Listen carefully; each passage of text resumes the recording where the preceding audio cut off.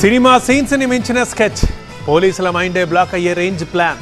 పుష్ప సినిమాలో ఎర్రచందనం స్మగ్లింగ్ కోసం లారీల్ని ఎలా డిజైన్ చేశారో గుర్తుందిగా. ఇప్పుడు ఇసుక మాఫియా కూడా సేమ్ టు సేమ్ అదే రూట్ ఫాలో అయింది. ఇసుక తరలింపు కోసం భారీ కంటైనర్లు, దానికి ఎస్కార్ట్గా థార్ కార్లు, క్షణాల్లోనే మార్చేయగల నెంబర్ ప్లేట్లు. అసలు ఆ దోపిడీనే మరో లెవెల్. బట్ ఖమ్మం జిల్లా పోలీసుల ముందు ఆ పప్పులే ఉడకలేదు. ఇంతకీ ఏంటా పుష్ప లెవెల్ ఇసుక దందా? ఎలా బ్రేక్ చేశారు దాన్ని ఖమ్మం జిల్లా పోలీసులు?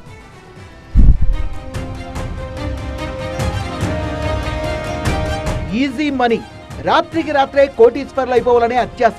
ఇదే ఇసుక మాఫియాను సరికొత్త క్రైమ్ రూట్ వైపు నడిపిస్తోంది. ఇప్పటి వరకు ఇసుకను ట్రాక్టర్లలో, లారీల్లో, టిప్పర్లలో తరలించడం చూశాం. ఇప్పుడు రూట్ మారింది, రేంజ్ పెరిగింది. ఏకంగా పోలీసులే ముక్కున వేలేసుకునేలా 24 టైర్ల భారీ కంటైనర్లలో ఇసుక దందాకు తెరలేపారు. ఖమ్మం జిల్లా ఆంధ్రప్రదేశ్ సరిహద్దులో ఉండడాన్ని ఈ మాఫియా అనుకూలంగా మార్చుకుంది. ఏపీలో ఉచితంగా లభించే ఇసుకను బోర్డర్ దాటించి తెలంగాణలో హైదరాబాద్ తో పాటు ఇతర ప్రధాన నగరాలకు తరలిస్తూ కోట్ల రూపాయల ప్రభుత్వ ఆదాయానికి గండి కొడుతున్నారు. ముఖ్యంగా వైరా పోలీస్ స్టేషన్ పరిధి ఇప్పుడు అక్రమ రవాణాకు హాట్ స్పాట్ గా మారింది. ఇక్కడ మీరు చూస్తున్న ఈ భారీ కంటైనర్ సాధారణమైంది కాదు. ఖమ్మం నగరానికి చెందిన ఓ కేటుగాడు అక్రమ ఇసుక రవాణా కోసమే ప్రత్యేకంగా 60 లక్షల రూపాయల వ్యయంతో దీన్ని డిజైన్ చేయించాడు. పుష్ప సినిమాలో లారీకి సీక్రెట్ బాక్స్ ఉన్నట్టుగా కంటైనర్లో ఏకంగా 80 నుంచి 90 టన్నుల ఇసుక పట్టేలా ప్రత్యేక సెటప్ ఏర్పాటు చేశారు.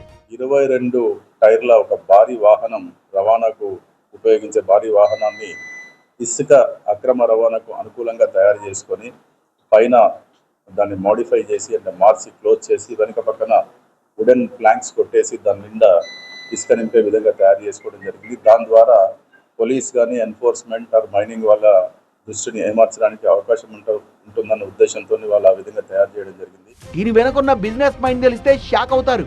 ఏపీలోని ఎన్టీఆర్ జిల్లా కంచికిచెర్ల మండలం దొనబండ రీచ్ నుంచి ఎలాంటి అనుమతులు లేకుండా ఈ కంటైనర్ ఇసుక నింపుకొని వస్తుంది. తెలంగాణలో దీన్ని భారీ రేటుకు అమ్ముతారు. అన్ని ఖర్చులు, లంచాలు పోను నెలకు 12 లక్షల రూపాయల నికర లాభం.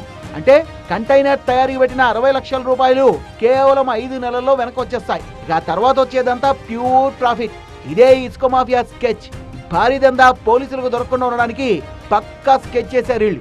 కంటైనర్ ముందు ఓ థార్ కారు పైలట్ వాహనంగా వెళ్తుంది. ముందెక్కడైనా పోలీస్ చెక్ పోస్ట్ ఉందా, నిఘా ఎలా ఉంది అనే సమాచారాన్ని కారులోని వ్యక్తులు వెనకొస్తున్న లారీకి అందిస్తుంటారు. అంతేకాదు పోలీసుల్ని పక్కదారి పట్టించడానికి లారీలకు, కార్లకు ఎప్పటికప్పుడు మార్చేలా నకిలీ నెంబర్ ప్లేట్ల స్టిక్కర్లు వాడుతున్నారు.